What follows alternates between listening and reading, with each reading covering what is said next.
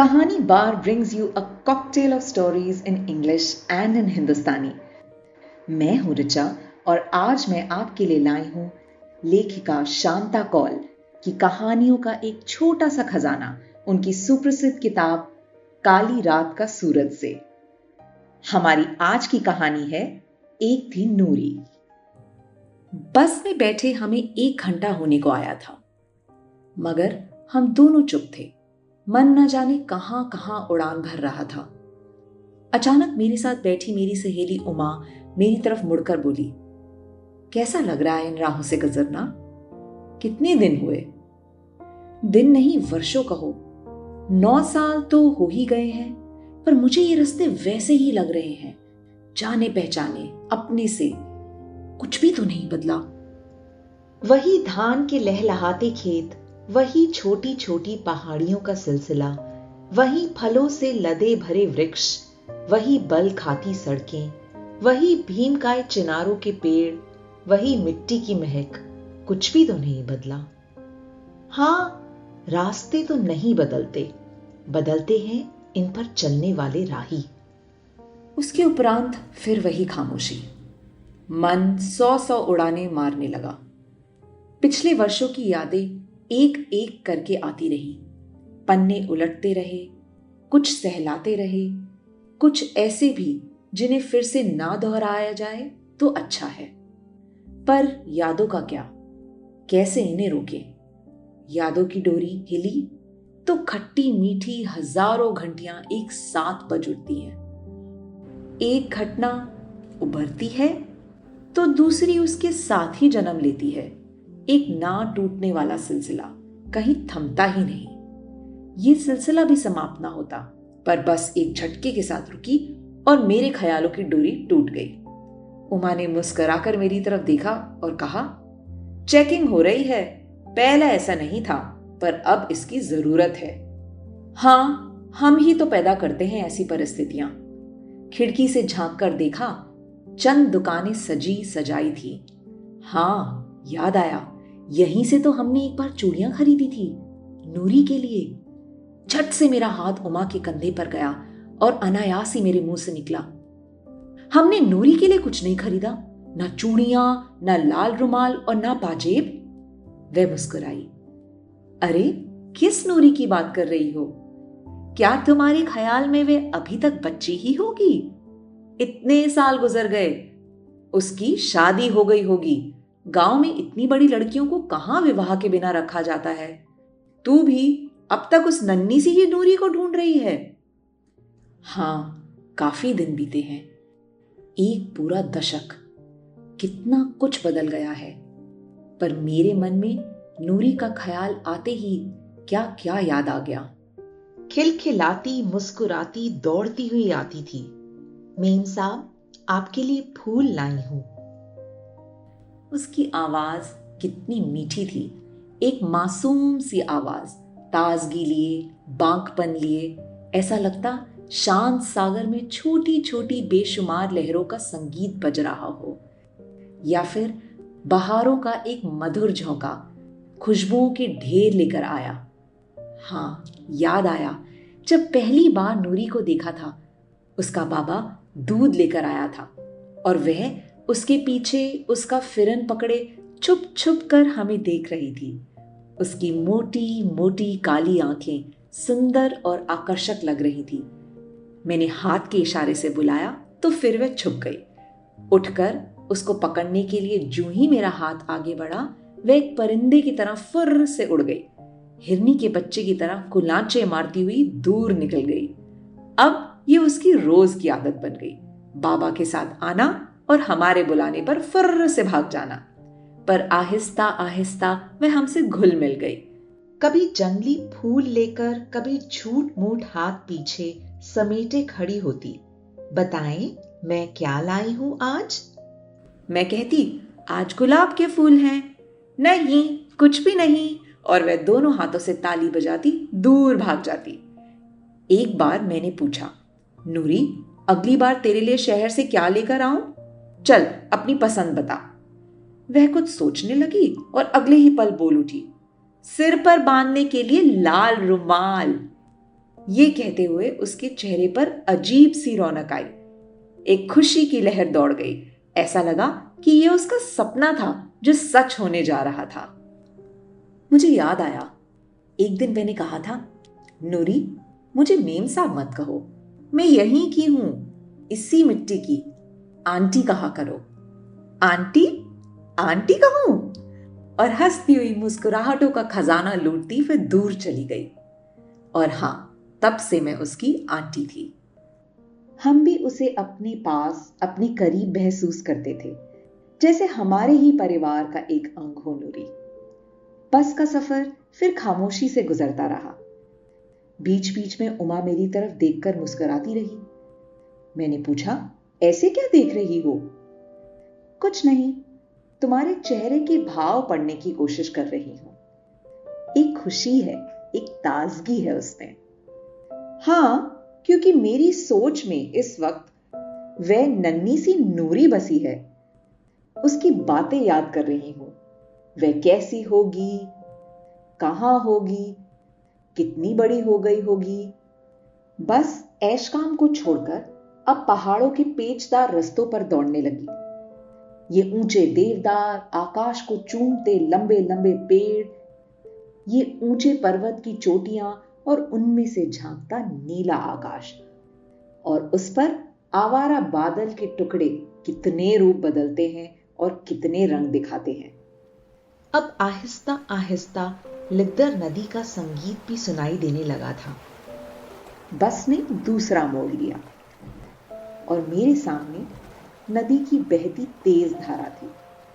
उछलता पानी जो आगे ही आगे जाने की धुन में ना जाने कितनी सदियों से इस रफ्तार से अपनी मंजिल की तरफ दौड़ रहा है। कहां है इसकी मंजिल, किसे मालूम। इन्हीं ख्यालों में गुम मुझे पता भी नहीं चला कि बस पहलगाम के अड्डे पर कब पहुंच गई, और एक झटके से रुकी तो ख्यालों की डोर फिर टूटी और मेरे मुंह से अनायास ही निकला, चलो पहुंच गए। चूंकि हमारे पास कोई खास सामान नहीं था, केवल एक थैला, सो बस से उतरकर मेरी नजर सारे माहौल को परखने में व्यस्त हो गई। दुकानें वैसी ही हैं, वही ऊंचे ऊंचे पहाड़ सामने नजर आ रहे हैं, वैसे ही चीड़ और देवदार के वृक्षों से लदा सर सब्ज शादाब। हाँ, कुछ मकान नए बने थे, नए होटल हैं, कुछ दुकानें भी नई खुली हैं। हवा में ठंडक है, वही देवदार की भीनी भीनी खुशबू। हाँ, लोगों की चहल पहल उतनी नहीं लग रही जितनी पहले होती थी। हम दोनों चुपचाप आगे बढ़ रही थी तो अचानक एक लड़का सामने आया। यहाँ इधर इस लंच होम में चलिए, नया खुला है, खाना बहुत अच्छा मिलेगा, आइए आइए, आकर देख लीजिए। हमने भी सोचा कुछ ना कुछ खाना तो है ही, उसके साथ हो लेते हैं। देखने में तो अच्छा लग रहा था, साफ सुथरा। तो हम एक जगह बैठ गए और उमा ने खाना ऑर्डर किया। मैं खिड़की के बाहर दृश्य देख रही तो सोचा मेरी सोचों पर अभी भी नूरी ही छाई थी। खाने से निपटकर मैंने कहा, चलो। कहां? वही लिद्दर के किनारे, वहीं नूरी के घर के पास। वह जगह अच्छी है बैठने के लिए। और हम उसी ओर चल दिए। बाजार की हदें खत्म हुई। आगे खुला मैदान था, कहीं कहीं तंबू लगे थे। ऊपर पहाड़ की तरफ अब भी वह छोटे मकान वैसे ही झांक रहे थे जिन्हें पर्यटक विभाग ने बनाया था। चंद कदम चलने के पश्चात हम बाईं ओर मुड़े। हरी हरी घास दूर दूर तक फैली मखमली चादर बिछाए हमारी प्रतीक्षा कर रही थी। उस पर चलना कितना अच्छा लगता था, तब भी और अब भी। हमने जूते हाथ में लिए और नंगे पांव चलने लगी। लीदर के किनारे किनारे दूर तक निकल गए। पानी उछलता हुआ, शोर मचाता, पत्थरों के साथ सर पटकता बह रहा था। कितना पानी बहा होगा इन 10 बरसों में? ये प्रश्न मेरे मन में उभरा और मन ने उत्तर भी दिया, अनंत। थोड़ा आगे चलकर हमारी नजरें नूरी का घर ढूंढ रही थी। हां, वह रहा, पर लगता है वहां कोई नहीं रहता। घर के पीछे जो गाय थी वो भी नहीं है। चलो चलकर देखते हैं। पर वाकई वहां कोई नहीं था।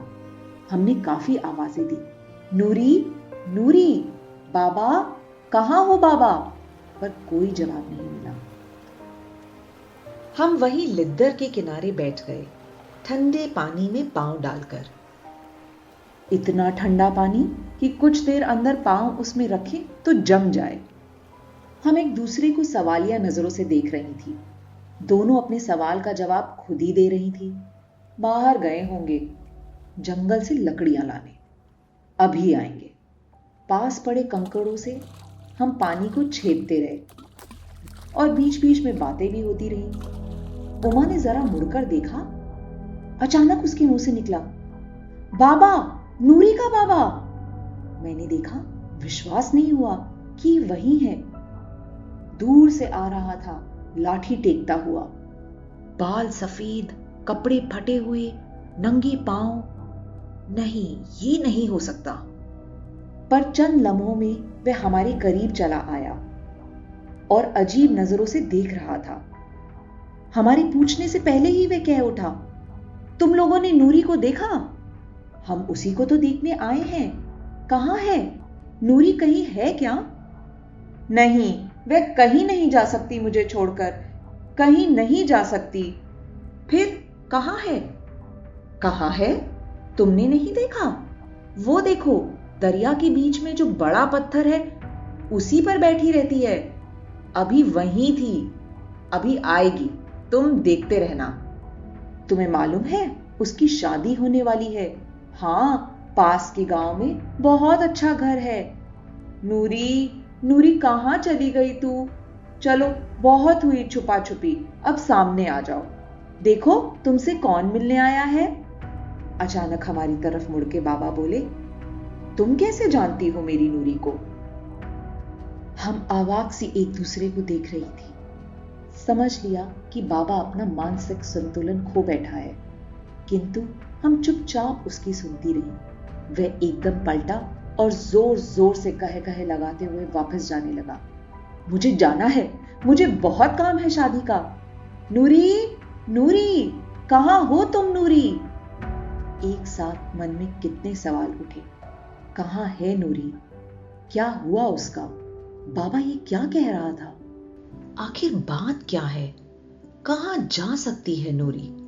वह फूल सी नूरी, खिलखिलाती हंसती हुई नूरी, इन लहरों की भांति उछलती कूदती नूरी, क्या हुआ उसका? कौन जवाब देगा? किससे पूछें? हम एक दूसरे से भी तो नहीं पूछ पा रही थी। किसको देख रही हो? पीछे से आवाज आई। देखा, 5-6 औरतें जो जंगल से कटी लकड़ी उठाए वापस आ रही थी, वही हमारे पीछे खड़ी थी। मैंने मुड़कर देखा और कहा, नूरी को देखने आए हैं।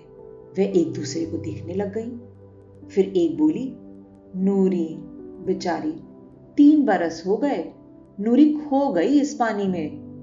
नहीं, नहीं, ये नहीं हो सकता। औरतों ने पूछा, कितनी देर के बाद आई हो? हमने कहा, 10 वर्ष हो गए। उनमें से एक बुजुर्ग सी औरत ने अपने सर पर की लकड़ी का गट्ठा नीचे पटका और बैठ गई। हमारी सांसें रुक गई। ना जाने अब वो क्या कहेगी। इन 10 सालों में यहां क्या क्या हुआ, तुम लोगों को कुछ पता भी है? हम पर कितना कहर पड़ा, कितनी बार हम मर मर कर जिए। इस लिद्दर के पानी के साथ कितने बेगुनाहों मासूमों का खून बहा है।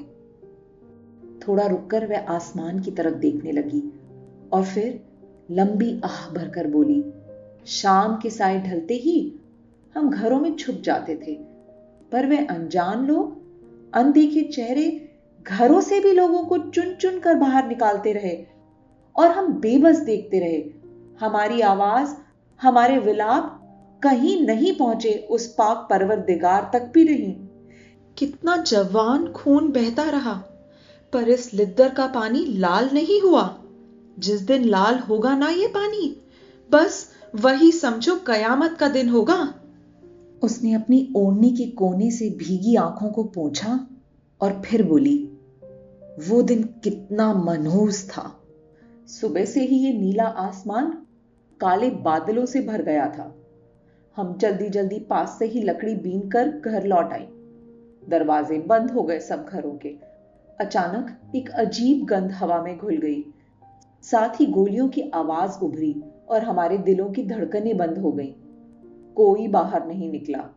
सारी रात दहशत और खौफ में गुजरी। हम आंख झपकना भी भूल गए। हम सुबह डरते डरते आहिस्ता आहिस्ता जब सबके दरवाजे खुलने लगे, तब सबने एक दूसरे को देखकर राहत की सांस ली। चलो, हम तो बच गए, खुदा का शुक्र है। ऐसे में किसी को बाबा का ख्याल आया। सब उसकी घर की ओर दौड़े। फिर जो देखा सुना बता नहीं सकते। शब्द भी उसको कहते कांपने लगते हैं। और वह चुप हो गई। सिसकियों से उसकी आवाज डूब गई। थोड़ा संभल कर बोली, कुछ अजीब काले साए कहीं से आए, अनजान चेहरे, डरावने खूनी चेहरे। बस वही नूरी को ना जाने कहां ले गए। कुछ कहते हैं घसीटते हुए साथ ले गए। कुछ कहते हैं नूरी इसी लिद्दर के पानी में समा गई। अब सच क्या है वह तो ऊपर वाला ही जानता है। बस हम इतना जानते हैं कि बाबा तब से नूरी को ढूंढ रहा है। पगला गया है बेचारा। बहुत समझाया किंतु कुछ समझता ही नहीं। उसका सारा संसार लुट गया था। उसकी नूरी खो गई थी। बस रात दिन नूरी को ही पुकारता रहता है। पागलों की तरह जगह जगह की खाक छानता रहता है। उसने लंबी आह भरी और लकड़ी का गट्ठा उठाते हुए बाकी औरतों से कहा, चलो चलो, दूर जाना है, अंधेरा हो जाएगा। वह सब उसके पीछे चल पड़ी और देखते देखते आंखों से ओझल हो गई। मैं आंखें बंद किए नूरी को ढूंढती रही।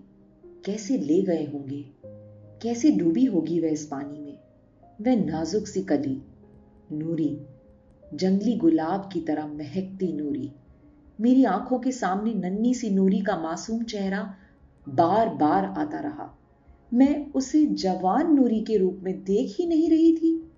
ये कैसे हो सकता है? उस फूल सी मासूम को मसलने के लिए निर्मम आताताई का हाथ कैसे उठा होगा? ये कैसा तांडव खेल है मानव का? ये कैसा प्रलय टूट पड़ा है? कानों ने फिर वही आवाज सुनी, नूरी, नूरी कहां हो तुम? आवाज चारों ओर गूंज रही थी। फिर वे कह गए, खौफनाक कह गए, आहिस्ता आहिस्ता रुदन में बदल गए। ऐसा लग रहा था सारा वातावरण सिसक रहा है। मुझे ऐसा लगा पल भर के लिए समय थम गया, सांसें रुक गई। न हवा में ताजगी थी, न देवदार की महक, न वह पत्तों की सरसराहट का संगीत, न वह रुनक झुनक करती पानी की पाजेब की आवाज। मैंने आहिस्ता से आंखें खोली। मुझे लगा सारे पहाड़ों की चोटियां एकदम से मेरे ऊपर झुक गई हैं और आसमान कहीं नजर नहीं आ रहा है। पेड़ पौधे सब झुलस गए हैं। बस सिर्फ काले साए चहुं दिशाओं से उभरकर सारे वातावरण को अपनी लपेट में ले रहे हैं। फिर अकस्मात मेरी नजर नीचे होती गई और लिद्दर के पानी पर जम गई। बहता पानी सब एक क्षण में थम गया और फिर एकदम लाल सुर्ख हो गया। फिर उसमें से मेरी नूरी उभरी और इस लाल बर्फ की सिल पर से फिसलती हुई मेरे पास आने का प्रयत्न करने लगी। उसके हाथ में चीथड़े चीथड़े हुए लाल रुमाल था।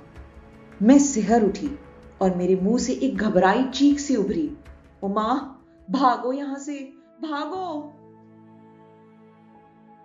तो आज के लिए बस इतना ही। हमें जरूर बताइएगा कि आपको आज की कहानी कैसी लगी। जल्दी ही मिलते हैं एक नई कहानी के साथ। Take good care of yourselves till I am back with the next story.